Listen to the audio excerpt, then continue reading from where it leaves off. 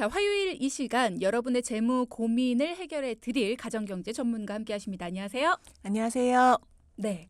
누구십니까? 어드물에 치고 엄마 통장을 못 찾는 철이를 멱살 잡아야 되는데 오늘 철이가 없어가지고 누구 멱살을 잡아야 되나 네 고민하고 제 있는 멱살 잡으십시오. 네네 메텔 홍현실 전문가입니다. 어서 오십시오. 반갑습니다. 반갑습니다. 주디 혹시 만약에 1억이 생겼다. 그러면 뭘 하고 싶으신가요? 일단 주시면 생각해 보겠습니다. 매번 주지도 돈을 않고, 줘. 그러니까 아니 주지도 않고 맨날 고민해 보라 그러니까 제가 네네. 뭐랄까요? 이게 희망 고문이랄까요? 아니 근데 1억이 생기면 전 네. 일단 저희 어머니께 드리겠습니다. 효녀예요. 엄마가 듣고 계실지도 몰라서. 근데 즐거운 상상이네요. 근데 좀 너무 큰 돈이다 보니까 좀 막막한 느낌이 들긴 해요. 예전과 많이 달라지긴 했지만 1억은 어떤 사람에게는 평생 한번 만져볼까 말까한 금액이기도 하고요. 또 어떤 누군가에게는 은행 잔고에 잠들어 있는 그냥 목돈일 수도 있는데요. 그렇죠. 하지만 우리가 이런 1억을 가만히 두면 돈이 절대 늘어나지 않죠. 돈이 곧 돈을 부른다. 는 말처럼 어떻게 해야 돈이 좀 더 똑똑하게 불어날 수 있는지 오늘 고민해보는 시간을 가져보려고 합니다. 돈이 돈을 부른다. 가슴 아픈 말입니다. 네. 돈이 있어야지 일단은 돈을 더 벌 수 있다. 그러니까 일단 모으기부터 시작을 해야 된다. 시작을 해야 된다. 요거 진짜 중요한 말인데 시드머니 이게 참 중요합니다. 그게 얼마가 됐든지 간에 일단은 시드머니를 모으기부터 시작하셔야 되고요. 우리가 오늘은 조금 크게 잡았습니다. 시드머니로 1억이 생겼다. 이걸 모았거나 아니면 퇴직금이나 여유자금으로 1억이 있다 하시는 분들 이걸 어떻게 투자하고 관리를 해야 되는지 방법을 일단 모르는 분들 많으실 것 같아요. 네. 어떤 분들은 내가 1억이 있으면 주식이나 코인 투자하면 더 많은 수익을 낼 수 있고 그렇게 막 자신 있게 얘기를 하시는데요. 내 자산이 막 수백억 있다면 그중에서 1억 정도는 내가 변동성 있는 곳에 투자를 해도 너무 먼 세계 이야기입니다. 네, 나쁘진 않겠지만 그렇진 않잖아요, 대부분. 그럼요. 그러니까 만약에 퇴직금으로 노후 준비를 하고 계시는 분들이라면 노후에는 무엇보다 안전하게 내 자산을 지켜야 하기 때문에 안정적인 연금 소득이 굉장히 중요합니다. 맞아요. 우리가 다들 투자 성향이 다르긴 하지만 안정적인 노후를 위해서는 퇴직금 등의 목돈, 연금으로 관리하는 게 가장 중요합니다. 네. 특히 저희 고객님들과 상담을 하면서 노후를 위해서 연금 저축액으로 가능한 금액을 어느 정도 제가 생각하는지 물어보거든요. 그러면 많은 분들이 1억이라는 얘기를 많이 하세요. 네. 그 이유를 제가 생각해 봤더니 비과세 한도 1억을 알고 계시거나 어디선가 지금 들어는 보셨던 거예요. 그래서 대부분 내가 1억을 저축하려고 하는데 연금으로 준비하면 제가 얼마 받을 수 있어요? 그리고 또 어떻게 받는 게 제가 유리해요? 이런 질문들을 많이 하시거든요. 네. 그래서 오늘은 1억의 목돈으로 연금을 가입할 수 있는 방법, 1억으로 내가 평생 연금을 받는 최저보증 일시납 연금에 대해 알려드리도록 하겠습니다. 사실 전문가분들이 최저보증연금 요거에 대해서 많이들 말씀을 해주셨어요. 근데 최저보증 일시납연금 요거랑 두 가지의 차이점? 요거에 대해서는 잘 모르겠거든요. 네네. 연금은 우리가 크게 공시이율 연금과 변액연금 그리고 최저보증연금 이렇게 세 가지로 보시면 되는데요. 공시이율 연금은 과거에는 이율이 굉장히 높았는데 현재 공시이율은 2%대까지 많이 떨어졌어요. 그래서 예전 같은 메리트가 없고 변액연금은 우리가 펀드의 수익률에 따라 손해를 볼 가능성이 있거든요. 그래서 최저보증연금 보험을 공시이율과 변액연금의 단점을 보완한 연금 상품으로 우리가 많이 추천을 드리고 있는데요. 네. 최저보증연금에 납입하는 방식이 한 번에 납입하는 일시납과 월 납입하는 적립식 납입 방법으로 나뉩니다. 여기서 일시납 방식이 최저보증 일시납 연금보험이라고 보시면 됩니다. 최저보증연금 우리가 그동안 많이 들었던 연금인데 그거의 납입 방식을 나누어 봤을 때 한 번에 납입하는 일시납, 월 납입하는 적립식 이렇게 두 가지로 나뉠 수 있는 거고 여기서 한 번에 납입하는 일시납 방식으로 최저보증을 해줄 때 네네. 그때 바로 최저보증 일시납 연금보험이다. 이름이 길 뿐이지 사실 이름 속에서 다 네, 답이 있네요. 맞습니다. 네, 그렇군요. 네, 네. 자 그러면 일시납 연금하고 월 적립식 연금하고 둘 중에 어떤 게 더 나한테 많은 수익을 가져다 줄까? 이거를 우리가 알아야지 둘 네. 중에 하나를 선택을 하잖아요. 네. 어떻게 알 수가 있어요? 먼저 처음 물어보셨던 납입 방식에 대해 말씀드리기 전에 저희가 먼저 비과세에 대해서 좀 아셔야 될 게 있어서 말씀을 간단하게 드리면요. 저축성 보험의 비과세 기준을 말씀드리면 비과세의 조건은 두 가지가 있습니다. 네. 월 적립식 저축 그리고 월 적립식 외 저축성입니다. 뭔가 말이 어려워요. 일단 월 적립식 저축 그리고 네. 그거 외에 다른 방법. 네네네. 월 적립식 저축성 보험은 월 150만 원 이하 10년 이상 유지. 적립을 최소 5년 이상 하셔야 되고요. 매달 내가 내는 보험료가 균등하게 똑같아야 합니다. 조건이 모두 만족을 한다면 월 적립식 보험 비과세 조건에 해당이 되는 거죠. 근데 매월 균등하게 돈을 내야 된다. 그럼 이거는 추가 납입은 못 하는 거예요? 150만 원 한도에 미만이 되면 추가 납입은 가능하죠. 그러니까 균등하게 돈을 내되 추가 납입은 150만 원 이하 내에서는 추가 납입은 가능하고. 왜냐하면 150만 원 월 하면 연간 1,800만 원이거든요. 1,800만 원이 월 적립식 저축의 비과세 한도니까요. 균등하게 내야 된다 그래서. 그러니까 만약에 내가 50만 원씩 낸다. 150만 원씩 내시는 분들도 물론 있으시지만 내가 뭐 50만 원 내시는 분들도 있잖아요. 그럼 그 50만 원을 균등하게 내셔야 되고 추가 납입은 가능한 거죠. 그렇군요. 네네. 그러니까 뭐 어떤 달은 안 내고 뭐 이건 안 된다라는 얘기네요. 그리고 월 적립식 외 저축성 보험은 총 납입 보험료가 1억 원 이하라는 한도가 정해져 있는데 여기서 좀 세부적인 조건이 좀 있습니다. 가입 기간이 10년 이상 유지하는 거는 똑같고요. 여기서 10년이라는 거는 연금 개시 기간까지 포함이 되는 거거든요. 네네네. 그래서 우리가 월납에 150만 원도 되고 총 납입 보험료가 1억 이하 조건도 가입이 되는 건데요. 둘 다 비과세가 적용되는 건데 이 부분을 굉장히 많이 헷갈려들 하시더라고요. 그래서 월 적립식 외 저축성 보험은 2017년 3월 31일 이전 체결한 계약에 대해서는 예전에는 비과세 한도가 1억이 아니라 2억이었거든요. 근데 지금은 비과세 한도가 줄어서 1억으로 줄었습니다. 네. 한도 1억의 납입 기간 요건이 없어요. 이 얘기는 무슨 소리냐? 일시납으로 1억을 해도 비과세인 거고 내가 적립식으로 166만 원씩 5년을 납입하면 우리가 9,960만 원이거든요. 그럼요. 1억이 안 되니까 이것도 해주겠다는 얘기예요. 적립식으로. 그리고 적립식으로 내가 7년 동안 119만 원씩 낸다. 이것도 1억이 안 되니까 해주겠다. 그리고 83만 원씩 내가 10년 동안 내겠다. 이것도 비과세로 해주겠다는 얘기죠. 네네. 그리고 금액도 일정하지 않아도 되고요. 네네네.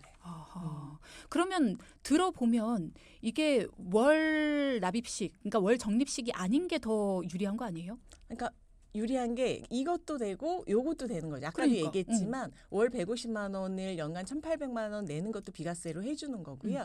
그다음에 1억에 대한 한도가 있는데 그걸 1억을 일시로 내도 되고 나눠 내도 되는 거죠.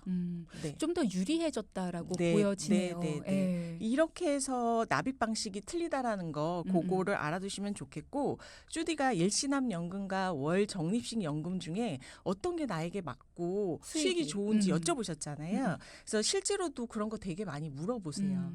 한 번에 내가 납입할지 내가 월로 나눠서 적립식으로 납입할지에 대해서 많이들 물어보시는데 답은 좀 간단합니다.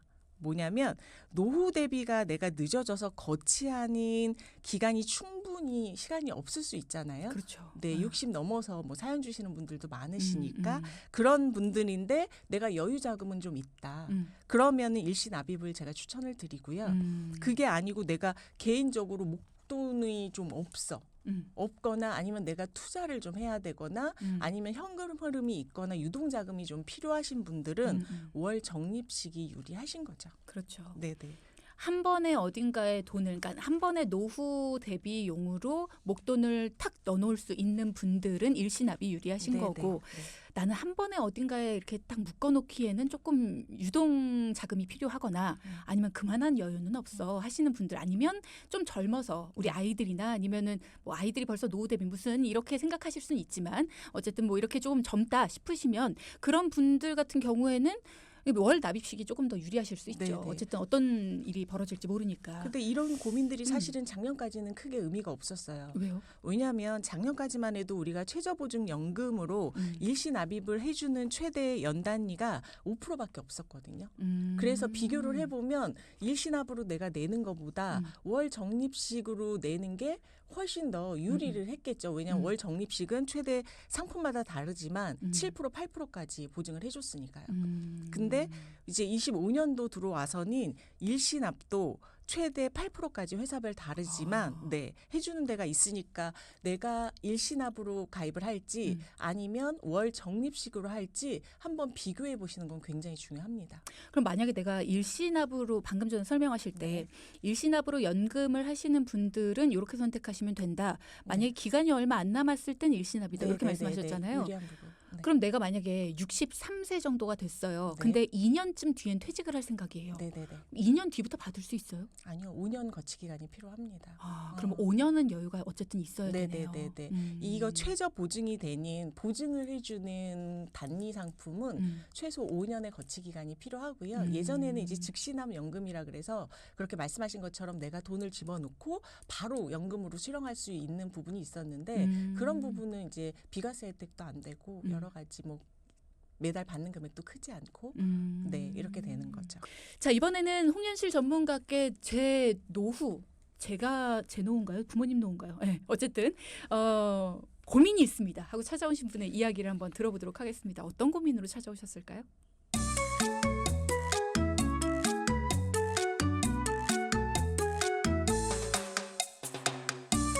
안녕하세요. 29살 직장인 남성입니다. 아버지는 56세로 작년에 퇴직하셨습니다. 어머니는 54세 되시고요. 부모님이 노후 준비로 10년 가까이 변액 유니버셜 보험에 가입하셨는데 수익률이 너무 낮아서 부모님의 실망이 너무 크십니다. 우리 자산을 관리 못한 것이 가장 큰 실수였던 것 같아요. 더는 이 상품을 가지고 가는 것이 아니라는 생각이 들어 해약을 해야겠다고 하시더라고요. 보험 해약금과 아버지 퇴직금을 예금으로 넣으려니 은행 이자도 얼마 안 되고 국민연금이랑 얼마 안 되는 월세소득 말고는 특별히 노후 대책도 없으신 상태입니다. 몇십만 원이라도 연금 형식으로 나온다면 예금보단 연금보험이 괜찮을까 싶은데 어떻게 하는 게 좋을지 고민입니다. 도와주세요.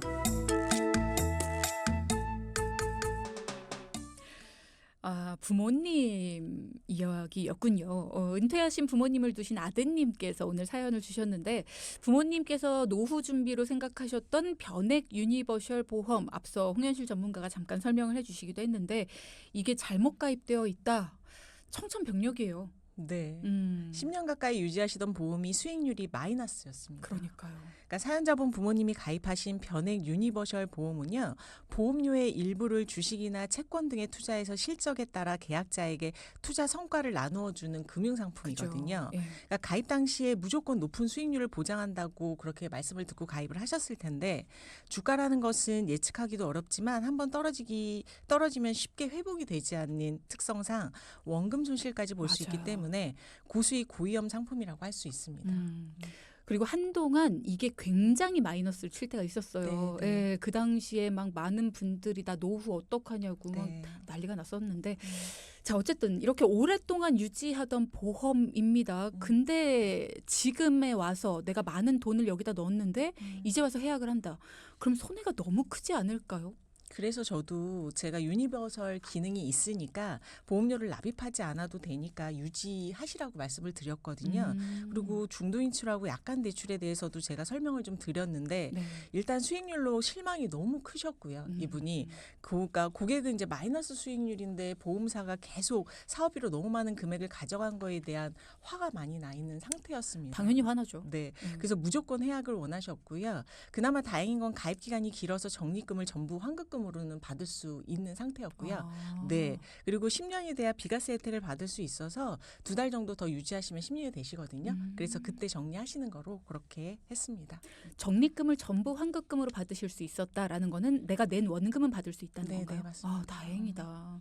아니 근데 저는 이거 진짜 원금을 돌려받는데 아니 그럼 10년 동안 내가 이 표현 제가 자주 쓰거든요. 장판 밑에 그냥 돈 넣는 거랑 똑같은 거잖아요. 그러니까요. 네, 너무 속상한 일인데 음. 해약하고 받는 금액 어느 정도신 거예요? 총 4천만 원 정도 되셨거든요. 아쉽다. 예. 그 금액과 아버님이 작년에 퇴직하셔서 받은 퇴직금을 은행에 넣어둘까 생각하다가 은행 이자 요즘 너무 작잖아요. 그래서 고민하시다가 사연을 주시게 된 거예요. 어떤 솔루션 주셨습니까? 그래서 저희가 퇴직금과 해약 환급금을 1억으로 맞춰가지고 음. 최저보증 일시납 연금보험으로 가입을 시켜드렸고요. 오늘 설명해 주신 네네네. 예. 그러니까 부모님이 아직 젊고 건강하셔서 연금을 받는 방식을 종신연금형으로 해드렸습니다. 연금 지급받는 방식이 굉장히 여러 가지가 있습니다. 그중에서도 종신연금형으로 추천을 해주셨는데 네. 요거 설명 좀 해주세요. 네, 내가 연금을 어떻게 받느냐에 따라 연금을 받는 금액이 좀 달라지는데요. 사망할 때까지 내가 낸 보험료와 이자를 연금으로 나누어 받는 종신연금형, 방금 말씀드린 그거와 10년과 20년의 기간을 정해놓고 그 기간 동안 받는 확정연금형, 그리고 이자만 연금으로 받고 만기에 환급받을 수 있는 상속연금형 이렇게 있습니다. 장단점이 각각 다 있을 것 같아요. 네, 종신연금형은 중도 해지가 불가해요. 이거는 그러니까 원금과 이자를 왜 불가하냐면 내가 만약에 종신연금형으로 가입을 했다가 만약에 질병이 생길 때는 이거를 해지할 수도 있는 부분이잖아요. 중대 질병이 생기면 그런 거를 막고자 중도 해지는 불가하지만 원금과 이자를 모두 연금으로 받은 이후에 계속 내가 오래 산다면 연금을 수령할 수 있는 장점이 좀 있고요. 그러니까 오랫동안 네. 건강하게 사실 때는 이게 참 유리하죠. 네네. 네. 확정연금형은 연금 받는 기간을 정해서 받는 건데 연금 받는 기간을 짧게 정하면 받을 수 있는 연금액은 굉장히 높아지겠죠. 근데 그게 장점이지만 내가 오래 살아서 원금과 이자를 다 받고 나면 그 다음엔 연금이 안 나오는 그런 단점이 좀 있죠. 네. 그리고 상속연금형은 사망하는 경우 자녀에게 상속하는 형태로 우리가 일반적인 정기예금하고 비슷하다고 보시면 되는데요. 받게 되는 연금액은 굉장히 이자만 받으니까 작겠지만 뭐 매달 받는 연금 굉장히 작겠죠. 하지만 나중에 내가 사망한 다음에 그러니까 이자만 다 받고 사망한 다음에 그 돈은 자식들한테 상속을 할 수 있다라는 그런 장점이 좀 있겠죠. 근데 사연자분 같은 경우에는 안정적인 최저 보증이 좀 되면서 높은 이율을 좀 원하셨기 때문에 종신연금형으로 가입되는 최저 보증 일시납 연금으로 가입을 시켜드렸습니다. 저는 일단 상속연금형은 반대. 아유 언제까지 자식들을 위해서 네, 사실 거예요. 맞습니다. 그냥 내가 살아있는 동안 쓰셔야죠. 그러니까 좀 반대. 내가 반대해 막. 그리고 저는 웬만하면 노후 대비 어느 정도 좀 열심히 진짜 이런 표현 써도 돼요? 미리 얘기도 안 하고 쓰지 말래. 아니 뭔지도 모르고 쓰지 말래. 궁금합니다. 열심히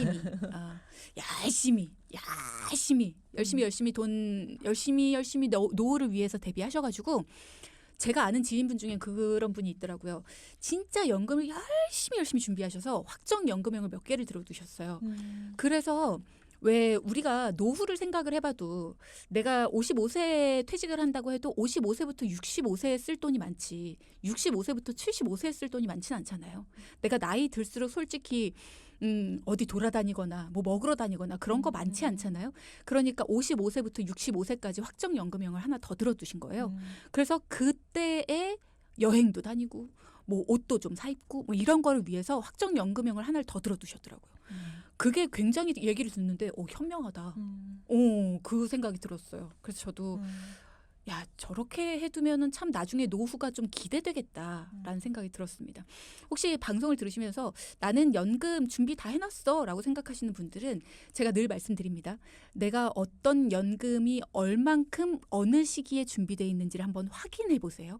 그래서 이 정도 금액이면 됐어 하고 끝 하지 마시고 그래서 내가 이 나이 때에는 어떻게 살 거야 라는 계획들을 좀 차근히 세워보시고 그럼 이 나이 때에 하나 정도 더 요렇게 연금은요 진짜 많이 준비해 놓으세요. 많이 준비해 놓으셔서 내가 여유롭게 사시는 걸 추천해 드립니다. 자 그러면 앞서 2부에서 일시납 최저보증연금보험 요거를 활용을 하면 안정적인 노후 소득을 만들 수 있다. 은행 예금하고 비교해서도 훨씬 높은 수익을 낼 수 있다. 뭐 이런 장점을 말씀을 해주셨는데 주의할 점 같은 건 없을까요? 주의할 점 있습니다. 이게 우리가 이 펀드의 운용도 상관없이 높은 연금액을 제시할 수 있는 거는 회사가 그만큼 보증을 하고 높은 금리로 연금액을 드리는 거잖아요. 그죠. 그러니까 조건도 있는 거죠. 연금으로만 받으실 때 높은 금리를 드리는 거고 만약에 중간에 내가 해지를 한다. 그럼 최저 보증을 해주지 않습니다. 아. 네네. 해약 당시에 적립금으로 받으셔야 하는 거고요. 그 말은 내가 펀드 수익률이 높았다면 원금 이상을 받으실 수도 있겠지만 수익률이 낮을 때는 해약을 하면 원금도 못 받으실 수 있는 거죠. 그렇죠. 그러니까 이럴 때는 변액 연금하고 거의 비슷한 거네요. 네네. 그러니까 네. 해지를 했을 때만 우리가 보험 같은 경우에는 해지와의 싸움이잖아요. 중도 맞아요. 해지와의 싸움이잖아요. 네. 내가 어떻게 유지를 얼만큼 하냐가 맞아요. 굉장히 중요하니까 이거는 꼭 유의하셔야 될 것 같아요. 보험 상품은 건강을 위한 보험이든 연금을 위한 보험이든 똑같은 것 같아요. 끝까지 유지를 해야 나한테 이득. 네. 예, 그건 꼭 기억을 하셨으면 좋겠습니다. 사연자분 부모님 같은 경우에는 1억을 일시납 연금에 가입을 하셨어요. 매달 얼마씩을 받게 되시는 거예요? 이 최저보증연금은 우리가 일찍 가입을 하고 오래 거치할수록 월 수령액이 커지는 구조입니다. 모든 연금이 다 그렇겠죠. 사연자분 부모님은 퇴직은 하셨지만 새롭게 취업하기 위해 기술도 지금 배우고 계셨고요. 제일 좋은 노후 준비는 현역에서 계속 일하는 거라고 말씀을 하셨어요. 그래서 거치 기간을 좀 오래 두고 수익률을 좀 높이고 싶다고 하셔서 최저보증 일시납으로 10년 거치 65세 때 개시하는 걸로 가입을 해드렸고요. 납입원금 1억 원에 원금과 이자를 합친 기준금액이 1억 4천만 원 정도 되고 매달 63만 5,833원씩 받으실 수 있게 됩니다. 네, 저희 오늘의 포인트 짚어보겠습니다. 첫째, 최저보증연금 가입 시 일시납과 월 적립식을 꼭 비교하자. 둘째, 은행에 잠들어 있는 내 소중한 목돈 일시납 연금 활용하자. 네, 두 가지 포인트 짚어봤습니다. 오늘도 수고 많이 하셨습니다. 감사합니다. 네, 방송 중에 상담해드리는 내용은요. 청취자 여러분의 올바른 투자 판단을 위해 참고로 드리는 말씀입니다. 금융상품 가입이나 해지 같은 판단은 스스로의 책임으로 결정하셔야 한다는 점 꼭 기억하시기 바랍니다.